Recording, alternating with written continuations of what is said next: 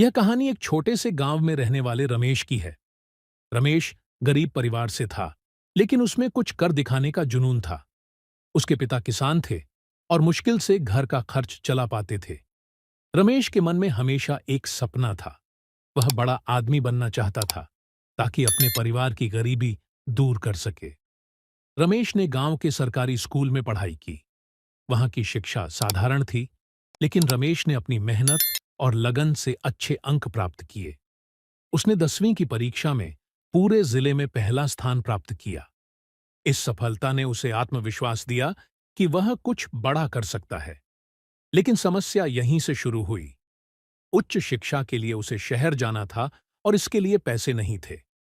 उसके पिता ने अपने पास बचे हुए थोड़े बहुत पैसे जमा कर उसे शहर भेजा।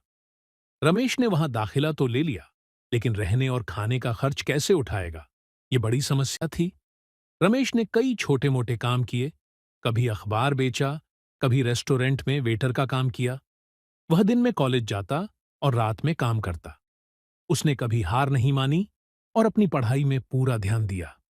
समय बीतता गया और रमेश ने अपनी मेहनत से कॉलेज की पढ़ाई पूरी की।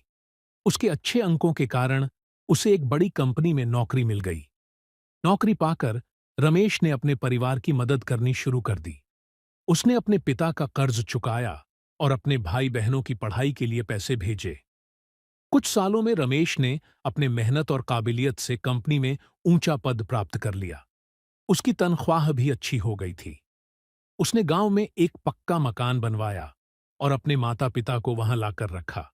रमेश की यह कहानी हमें यह सिखाती है कि चाहे कितनी भी कठिनाई क्यों ना आए, अगर हमारे अंदर संघर्ष करने का जज्बा हो और हम मेहनत करने से पीछे न हटें, तो सफलता अवश्य मिलती है।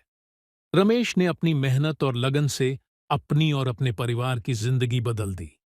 उसकी कहानी हर उस व्यक्ति के लिए प्रेरणा है जो अपनी मेहनत से अपने सपनों को साकार करना चाहता है।